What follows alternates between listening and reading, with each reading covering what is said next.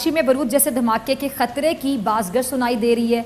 अब उस धमाके की वजह बताई जाती थी एक्सप्लोसिव गुड्स हैं जो कि धमाके की वजह बनी, यानी धमाका खेज मवाद वहाँ पे रखा गया था। अब अगर कराची में ऐसे खतरे की बाज़गर सुनाई दे रही है तो अब आप भी सोचेंगे कि कराची में आखिर ऐसा क्या मवाद हो सकता है जो कराची पोर्ट पर हो जो कि ऐसे धमाके की खुदा ना ख्वास्ता वजह बन सकता है। अब पहला सवाल सबके जहन में यही आएगा कौदा बाबर साहब कि अगर बरूद जैसे धमाके की खतरे की बाज़गर सुनाई दे रही है तो उसकी ऐसी वजह क्या हो सकती है, क्योंकि वहाँ पे तो एक्सप्लोसिव गुड्स था, यहाँ पर ऐसी क्या चीज़ है जो कि हो सकती है धमाके की वजह बन सकती है।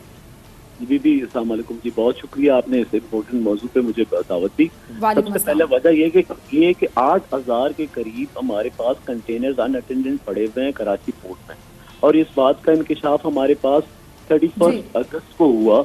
हमारी जब मैरीटाइम अफेयर्स कमेटी की मीटिंग चल रही थी तो मैंने वहाँ पे क्वेश्चन रेज किया कि बताइएगा कि खुदा ना खास्ता ऐसा कोई, जैसे आपको पता है कि पेंडेमिक का सीजन चल रहा था और ये कोरोना वायरस की वजह से हमारे मीटिंग्स नहीं हो रहे थे, तो मैरीटाइम अफेयर्स का बहुत अरसे बाद ये पहली मीटिंग थी जिसमें ये बताया गया हमें पोर्ट अथॉरिटी की तरफ से कि 8,000 अनअटेंडेंट जो क्या कहते हैं हमारे पास कंटेनर्स पड़े हुए हैं जो कई सालों से पड़े हुए हैं, यानी कि 20-25 सालों से वो अनअटेंडेंट पड़े हुए हैं, और उनका कोई यानी कि पोर्ट की तरफ से बहुत सारे लेटर्स लिखे गए हमारे लोगों को, क्या कहते हैं एफबीआर वालों को, इनको कस्टम वालों को, कि उनको उठा के ऑक्शन करा दें, उनके जो ओनर्स हैं उनको कांटेक्ट करके उनको पोज ऑफ करवाएं, लेकिन वो नहीं हुए। तो इस चक्कर में अब इन्होंने फिर जब वाकया हुआ बैरूत वाला तो पोर्ट अथॉरिटी ने खुद से ही वहां पर जब जांच पड़ताल की तो पता चला कि उनमें से 9 कंटेनर्स ऐसे हैं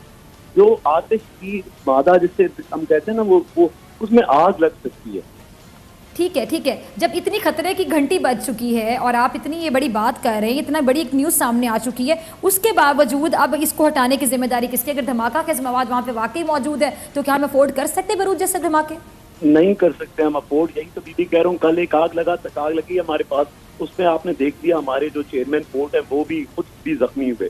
तो यही तो हमारा इशू था उस दिन। ये देखें, ये तो मैंने क्वेश्चन रेज किया कि बताएं कि कोई ऐसा है या नहीं है, तो उसमें पता चला कि 9 के करीब डेंजरस जिसको कह सकते हैं हम लोग उस तरह के कंटेनर्स पड़े हुए। अदरवाइज 8,000 कंटेनर्स और 1.5 लाख पैकेजेस पड़े हुए हैं कराची पोर्ट में जो अनअटेंडेंट हैं, और वो 20-25 सालों से पड़े हुए हैं। This is the responsibility of customs कि वो इसको क्लियर कराएं। इनको अगर कोई नहीं है उनको वो मिलता तो वो ऑक्शन कराएं, उनको बाहर निकालें।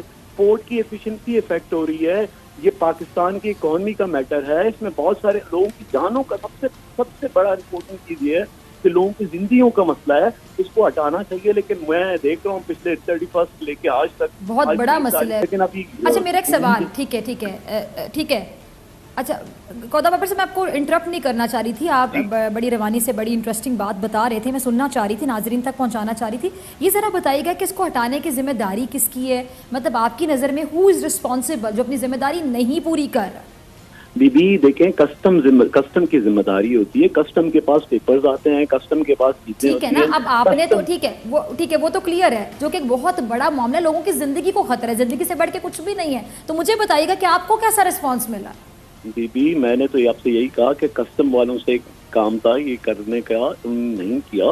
पोर्ट अथॉरिटी ने अपनी तरफ से काम कर दिया, हम पोर्ट की तरफ से मुतमैन है। हम अभी आज की डेट में अगर आप मुझसे बात करती हैं तो मैं हुआ ये था कि बैरूत में जब ये धमाके हुए तो सारे पोर्ट वालों को पकड़ के जेल में डाल दिया गया।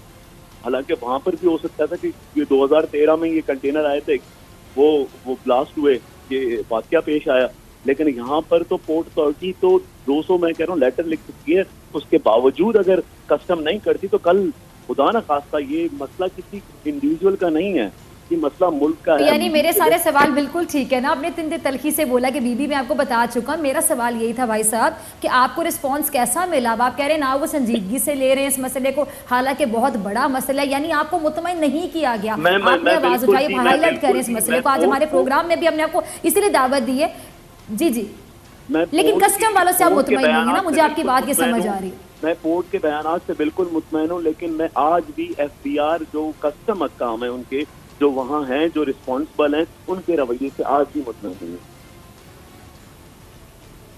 अच्छा, उनके रवैये की आपको क्या समझ आती है? तो एक बहुत बड़ा इशू है भाई, बेरूत जैसे धमाके अगर हो जाते हैं तो उनकी जान को भी खतरा हो सकता है। मुझे बताएं कि इस इशू को संजीदगी से क्यों नहीं लिया गया?